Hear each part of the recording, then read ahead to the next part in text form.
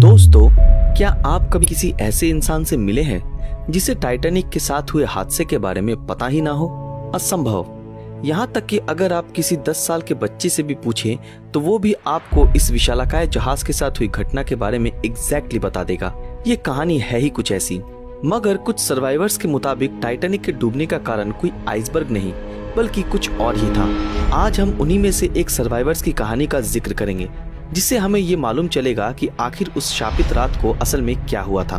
तो चलिए बिना वक्त गवाए शुरू करते हैं।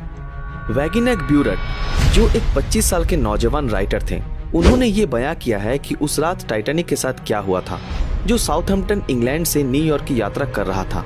वैगिनेक भी बाकी सभी लोगों की तरह बहुत एक्साइटेड थे टाइटैनिक की यात्रा करने के लिए, जो लोगों को एक नई दुनिया की सैर कराने वाला था, जिसके बारे में पूरी दुनिया बात कर रही थी।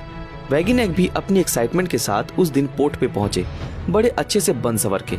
उन्होंने उस समय के सबसे लेटेस्ट स्टाइल के चश्मे और कैप भी पहनी थी, जो उस समय यूएस में काफी ट्रेंडिंग थी। टाइटैनिक पे वैगिनेक का कैबिन नंबर था 804, जिसमें उनके साथ 3 और लोग रहने वाले थे, जिसमें 2 इंग्लिशमैन और एक फ्रेंचमैन भी था, जो कि वैगिनेक और मॉरन एक ही उम्र के थे और वैगिनेक बहुत अच्छी फ्रेंच बोल पाते थे, इसलिए दोनों के बीच बहुत अच्छी दोस्ती भी हो गई। हर रात की तरह 14 अप्रैल की रात को भी वो दोनों लेट से सोने के लिए गए। ठीक आधी रात के कुछ समय पहले एक बड़े धमाके की आवाज से सबकी नींद खुल गई और लाइट भी चली गई थी। ये धमाका इतना जबरदस्त था कि जिसके झटके से अंग्रेज बंदा जमीन पर आ गिरा, मानो किसी ने उसे धक्का दिया हो, और बाकी के लोगों को भी थोड़ी बहुत चोटें आई। थोड़ा संभलने के बाद वो सारे लोग अपनी केबिन से बाहर आए, और बाहर आकर उन्होंने जो देखा वो नजारा दिल दहला देने वाला था। एक तरफ जहाज डूब रहा था, दूसरी तरफ लोग अपनी जान बचाने के लिए किसी भी तरह लाइफ बोट्स पे जाने की कोशिश कर रहे थे। लाइफ बोट्स को भेजा जा रहा था, लेकिन वो सिर्फ बच्चे और औरतों के लिए ही था, और अगर कोई मर्द उसमें जाने की कोशिश कर भी रहा था तो उसे गोली से डराकर भगा दिया जा रहा था। इस सिचुएशन में वैगिनेक और मॉरन डर के मारे एक दूसरे की तरफ देखने लगे, और दोनों के दिमाग में एक ही बात चल रही थी, यही कि उनके पास सिर्फ 2 चॉइसेस हैं। पहला कि वो इस डूबते जहाज में ही रुक जाएं और मौत को चुपचाप गले लगा लें, और दूसरा कि एक आखिरी कोशिश करे अपनी जान बचाने की और पानी में छलांग लगा दे।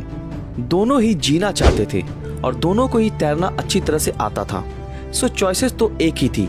मॉरन ने बड़ी मुश्किल से 2 लाइफ जैकेट्स का जुगाड़ कर लिया और दोनों ने लाइफ जैकेट पहनकर पानी में छलांग लगा दी।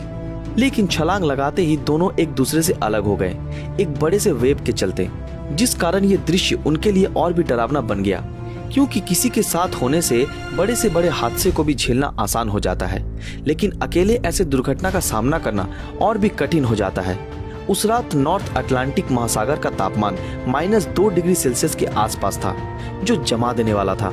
वैगिनेक, जो अपनी जवानी के जोश में इस जमा देने वाली ठंडे पानी में तैरने की कोशिश कर रहे थे, लेकिन कितनी देर, धीरे धीरे वो कमजोर पड़ने लगे और हाथ पैर मारने के काबिल भी नहीं रहे, और ऐसे में उन्होंने अपनी लाइफ जैकेट भी खो दी थी। अब ऐसे सिचुएशन में उनके बचने का बस एक ही उपाय बचा था, और वो था कि अगर कोई लाइफ बोट आके उनकी जान बचा ले। धीरे धीरे वो बेहोश होने लगे और डूबने लगे, लेकिन उसी वक्त वो किसी चीज से टकराए। अरे ये क्या, ये तो कोई लाइफ बोट था। अभी आप सोच रहे होंगे, चलो अब तो इनकी जान बच जाएगी, लेकिन ये हैप्पी एंडिंग नहीं था मेरे दोस्त। वो लाइफ बोट पहले से ही पैसेंजर से भरा पड़ा था, और उसमें सवार लोग वैगिनेक को बचाने की जगह उसे बोट से दूर ढकेल रहे थे, ताकि वो बोट में ना चढ़ पाए। वो उन लोगों से दया की भीख मांगने लगा, लेकिन लोगों को उस पर जरा सा भी रहम नहीं आया।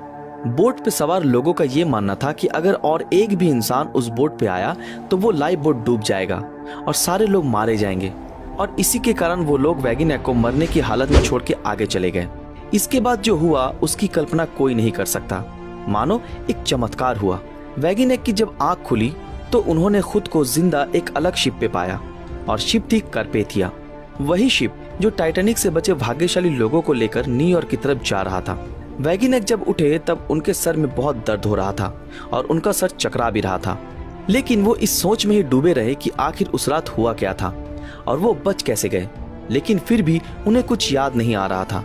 अगले दिन कार्पेथिया सारे लोगों को लेकर न्यूयॉर्क पहुंचा। वैगिनेक को हॉस्पिटल इलाज के लिए ले जाया गया। ठीक 12 दिनों बाद उनके रूम में एक लेडी आई, और आते ही जिन्होंने रोते रोते कहा, ओह माय डियर बॉय। ये वही लेडी थी जिन्होंने उस रात वैगिनेक को मरने की हालत से बचाया था। उनका नाम था मिसेस एस्टर, जिनकी उम्र 50 साल के आसपास थी। मिसेस एस्टर ने वैगिनेक को उस दिन की पूरी घटना बताई कि जब वो लाइफ बोट वैगिनेक को मरता छोड़ आगे जाने लगा, तब मिसेस एस्टर ने चालक से ये कहा कि वो डूबता इंसान मेरा बेटा है और वो उसको लिए बिना आगे नहीं जाएंगी।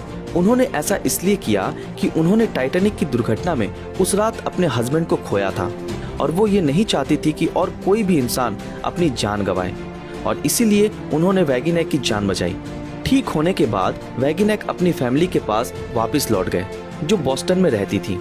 वैगिनेक ने एक अच्छी और लंबी जिंदगी गुजारी और एक अच्छी कहानी सुनाने वाले के तौर पर उन्होंने बहुत बार लोगों को ये भी बताया कि उस रात उनके साथ क्या हुआ था। इंटरेस्टिंगली, उन्होंने कभी भी अपनी बात में ये जिक्र नहीं किया कि उस रात टाइटैनिक किसी आइसबर्ग से टकराया था, और उन्होंने हर बार अपनी बात में किसी बड़े धमाके का ही जिक्र किया है। अगर उनकी ये बात सच है और अगर टाइटैनिक सच में उस रात किसी आइसबर्ग से नहीं टकराया, तो क्या टाइटैनिक के डूबने के पीछे किसी बड़े विस्फोट का हाथ था या कोई और कारण था? फ्रेंड्स, आपको क्या लगता है? हम इतने दिनों से जो कहानी सुनते आ रहे हैं, क्या वो झूठी है या फिर वैगिनेक को कोई गलत फहमी हुई थी? अपनी राय नीचे कमेंट में जरूर बताएं। दोस्तों, आज के लिए बस इतना ही। आशा करते हैं आज की हमारी ये वीडियो आप लोगों को पसंद आई हो। अगर आप लोगों को ये वीडियो पसंद आया तो इस वीडियो को लाइक और ज्यादा से ज्यादा शेयर जरूर करें। जिन लोगों ने हमारे फेसबुक पेज ब्रीदिंग नॉलेज को फॉलो नहीं किया वो तुरंत फॉलो कर दें। तो फिर मिलते हैं आपके साथ अगले वीडियो में। तब तक के लिए अलविदा।